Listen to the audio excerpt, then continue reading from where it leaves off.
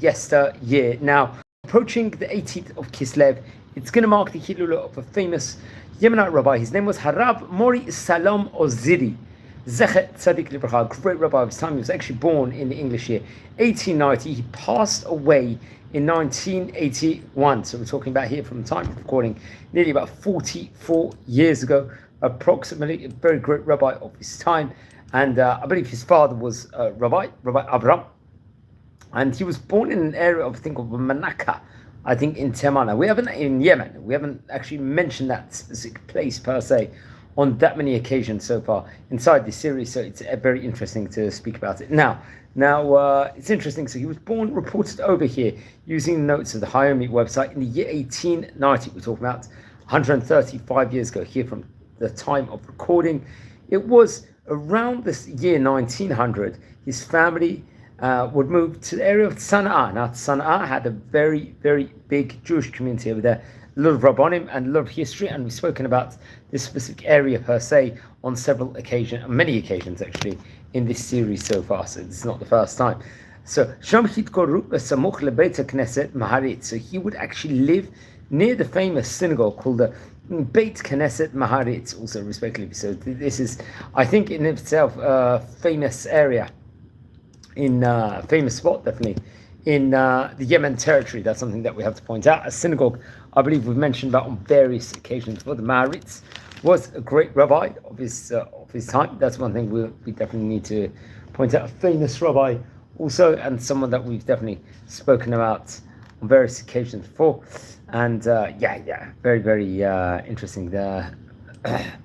So Maharitz was arguably one of the most famous rabbis. Rabbi Yechia Selach was Maharitz's name. We're going all the way back. I think he was born in 1713 and passed away in 1805. So he was author of many great books. The Maharitz Avan Zabin, many, including Etz Chaim, Zevach Todah, respectively. He actually passed on the 28th of Nisan, I think it was in 1805 to be precise, and had many great rabbis. He was associated with arguably one of the most famous rabbis that actually hailed from Yemen in his point in time. But that's for another class to speak about. So he would actually be very near the vicinity of the Maharitz synagogue. And it's actually interesting. He would study Torah from another great rabbi. His rabbi's name, I believe, was Rabbi Mori Salam Oziri. So another great rabbi, and I think we did mention him, if I'm not mistaken, in a previous video already inside this series. So that's very, very important to bring that up. So you would learn there, and also under another great rabbi, Rabbi Avram Tzalach, another great rabbi and I think you would actually learn with him inside the synagogue of the Maharitz, respectively. Anyone tuning in live at the moment, we're exploring the history of a great Yemenite rabbi over here. So please, if you haven't subscribed yet to the channel, please subscribe now to the community and to the channel, and we've got fantastic content. Let's say a word about Rabbi Avram Tzalach. I believe he was born in the year 1825, and he passed away, if I'm not mistaken, I think it was in the year 1905. So he lived about 18 years, if I'm not mistaken. He was one of the great rabbis from Sana'a in his time. He was a dayan, a judge, and part of the great bet in his vicinity over there. I think he was actually born. He is actually Rabbi Avram Tzalach, the grandson, I believe, of the Maharitz who we just spoke about only about a minute ago. And very interesting. I think there was famous Beit Selach over there, Yeshiva Gdolah, inside these places. And he was also part of the Jewish court of Saliman Kara, who was Rosh Beit Din, and Saliman Tzalach also respectively. And various different greatnesses there were. He passed away in the year 1905, if I'm not mistaken. And he would pass away in Sana'a also. So that's another key figure. And it's actually interesting. Rabbi Salam Oziri would actually learn under his auspices, I believe. Now, I think it was somewhat around approximately the year 1904. He will start learning now, this time, after another great rabbi, Rabbi Yechia Yitzchak HaLevi, another great rabbi we mentioned on various occasions before, Rosh Avot Batei Adin Shel Teman. He happens to be the head of Jewish court in Teman, respectively. So let's say something now. Also, we'll have the privilege of mentioning about Rabbi Yechia HaLevi, arguably one of the famous rabbis also of his time. He actually, I think, passed away in 1932. He was born around 1867, 1868. He's a rabbi we spoke about before. He was a head of Jewish court in Tehran in his time, if I'm not mistaken.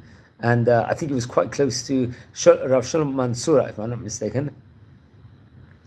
He already became a shochet only at the age of 11. That just shows astoundingness. Also, he would learn in yeshiva, actually, of Rav Chaim Korach. So much can be said in regards to these great rabbis. And especially Rav Yechiel Halevi, Rav Yechiel Yitzhak Halevi was arguably one of the most famous rabbis of all time. He passed away in the year 1912, but he was very involved with various different importances, let's just say, in of itself, and arguably one of the famous rabbis also of Yemen in his time, which is very interesting. So friends, anyone tuning in live, we're exploring the history of a great Yemenite rabbi, so please subscribe to the channel. We've got some phenomenal content of it. And okay, so we're just getting back now to the greatness of Rabbi Mori Salam Oziri. More stuff can be said within regards to him, importances. And he was part of, I think, also close to Rabbi Mori Salam Oziri, if I'm not mistaken. There was a big Knesset synagogue there called Al-Mosori, if I'm not mistaken. And he would be ordained as an educator and a rabbi that would give instructions and a shochet. And so, I think a couple of year 1913 it was, he would get married to his wife, Rabbanit Naama, if I'm not mistaken. She actually came from the house of Maari Salach, very great rabbi, and they will have a son Avram. And I think sadly after he was born, I think his wife passed away a short window afterwards, if I'm not mistaken. I'm not too sure when. The year 1930, he would get married again. Nasali Isha Edmonia, Bat Chacham Mari Yosef Saliman Araki HaKohen. He was also another rabbi I think we mentioned about on various occasions before. I think they would have 5 boys and 3 girls, if I'm not mistaken. Now, he himself happens to have been a very famous rabbi, and I think it was a rabbi that we definitely did speak about on previous occasions before. So, yeah. So that's very, very interesting. Friends, anyone tuning in live, we're exploring the history of the great rabbi over here from Yemen. So that's something that we have to point out. He would spend the vast majority of his day studying Torah, and I think he would earn a living from his shop, where he would work at a short window of time every single day. He wouldn't dedicate much time to it, but obviously that will bring the parnasah. If I'm not mistaken, he was a goldsmith. It's actually reported over, so that's something also very interesting to point out. I think he was in that. I think he was in that industry. So there's a big parnes mavodutak sort of. Okay, then it was Kamot, the year 1939, after the passing of another great rabbi, Rabbi Yaakov Giet, I believe his name was. He would actually go back to his place, Menaka, and he would work as a rabbi in the city there, and a Rosh Avod Beit Din, head of Jewish court, very prominent positions. This happens. Now we spoke about Rabbi Mari Yaakov Giet, I believe, also on various occasions before. That's something that we definitely very much have to point out. He was Rabbi Giet was without that, one of the most famous men, one of the most famous rabbis. I think he was actually born, if I'm not mistaken, in the year 1832. Much can be said within regards to him. There's very different opinions when he passed away. According to one opinion, he was way over 100 years of age. He passed away in the year 1940. So that's very, very interesting and something astounding, actually, that we have to point out. I think the Giet family in of itself was a very famous family, also from Yemen, if I'm not mistaken. So we can see, really brilliant, and I think he was close to many of the great rabbis and the great families of Yemen in of his time. So that's something to point out. Now, friends, okay, so he would actually go back there, and he would now start working as the head of Jewish court there and the rabbi of the city of this vicinity. Now, it was come what year, I believe, 1949. לאחר מסע רצוף תלאות וישראל, במהלכו נגנב ממנו ארגז ובו אוצר ספרים כתבי יד נדירים. Zachava ala le'eretz Yisrael. So what went on over here, friends? I think it was that specific year, 1949, was a time period of troubleships, sufferings. I think he had there was rare books he might have had at one stage in time. A manuscript was stolen from him, which was very, very obviously devastating in itself, something we have to point out. And I think shortly afterwards he may be able to make Aliyah to Eretz Yisrael. Remember we said that there was a huge wave of Aliyah come after 1948, obviously the formation of the State of Israel. I think he would live in the Ein Shemir immigrant camp originally, and then through his own, I think, initiative, he would actually move with a group of immigrants from Menashe to Moshav Zanoach, which I think is actually quite near us and somewhere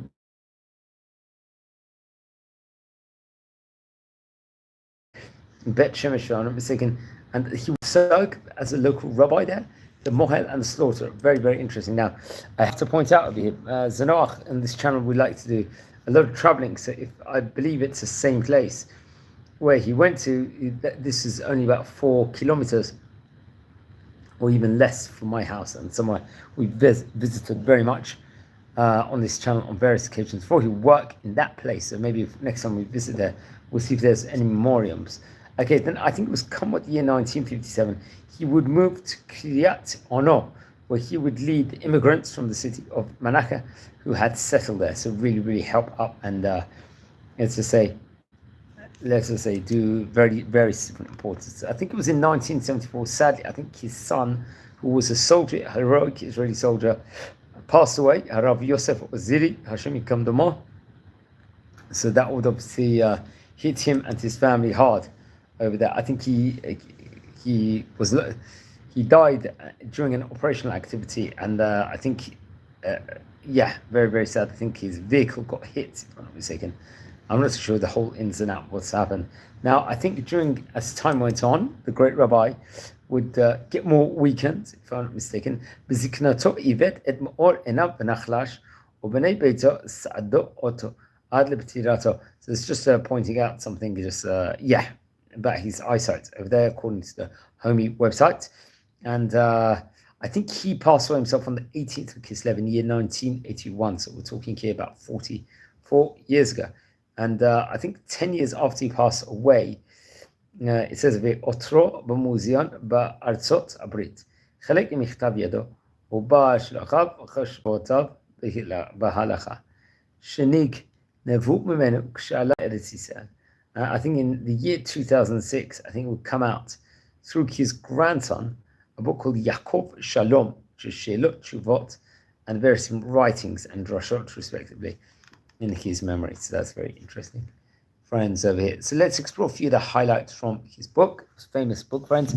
And anyone tuning in live, welcome to our community as we are doing various different important, let's say, historical videos of what went on yesteryear all over the Jewish world, and a very magnanimous series also. So welcome to our channel. Let's explore a few of the highlights of his book before we go away here.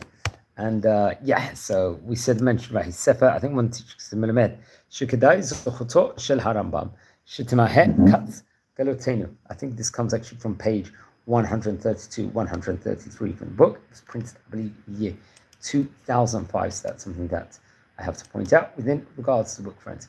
Okay, let's explore more teachings of his over here.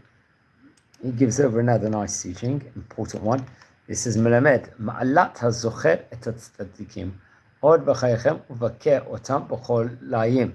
This, I think, comes from page 147. Once again, the book was printed in the year 2005. Very, very interesting. Okay, let's see. Wow, it is quite late at night. That's what I'll say. It's okay. Yeah. Another teaching says, Melamed She'ein Zeh Min Hanachon Lingoa B'Kavod Shum Adam. The importance of giving everyone honor. It comes from the Akvai Shalom book, I think from page 176, if I'm not mistaken. Over there, once again, it was printed in the year 2005. Another teaching, Melamed Shechochmata Gedola Mikol Chachmot Ha'olam. This comes from, I believe, from once again the same book, I think page 137. One final teaching from the book, Melamed She'im Tzadik Kanes Lebeit Knesset is it psukim?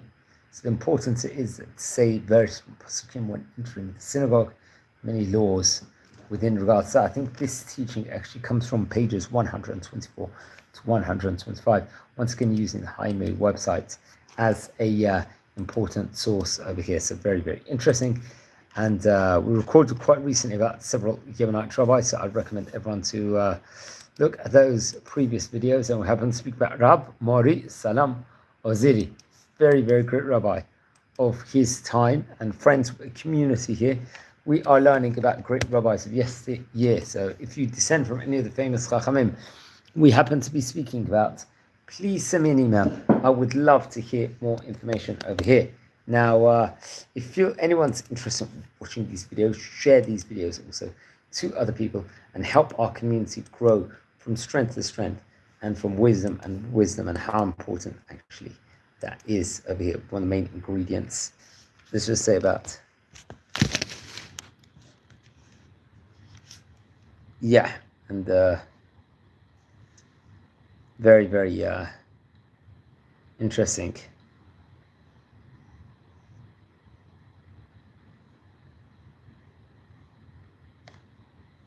Okay, friends, anyone tuning in live, welcome to our community. I think what we're going to do hopefully soon is hopefully maybe in the next let's just say next couple of weeks, we'll record a video about the history of the Yemenite Jewish community over here. That's something that we are going to do. That's probably going to be a 3 or 4 part series. That's my guess at the moment. We're still in the middle of recording the series about the history of the American Jewish community. That's something I have to point out over here. And oh boy, that takes a lot of research to do, because we're trying to get in depth with regards to different states and what actually went on, what was the science which went on, what was going on in day-to-day lives in those vicinities, and how important actually that is. So it's it's very, very important, I think, in of itself. So yes, we have been speaking about the famous Yemenite Rabbi here at that point in time. His name was Rabbi Mori Salam Oziri, very, very great rabbi who would be let's just say doing huge, great amounts of Torah and importances and learning really with some of the great rabbis of his time. So that's something that we very much have to point out about. So yeah, if you descend from any of the rabbis that we happen to be speaking about, please send me an email. I would love to hear more information about the great Chacham and inspire and gain knowledge and how important actually that happens to be. So it's coming only in the coming days, his Hilula, and how important it is. Now, friends, everyone, if you're enjoying these videos, please go to the Stories of Tzaddikim section and check out the videos there that we've got over there, and browse through. Maybe some of you might be related to one or two the great Chachamim, so that would be very interesting. So I'd appreciate if you could watch and enjoy and share, and let's try and all inspire each other. So I think on that note, wishing you all a fantastic evening. Hope you're all well, and take care. Thanks very much.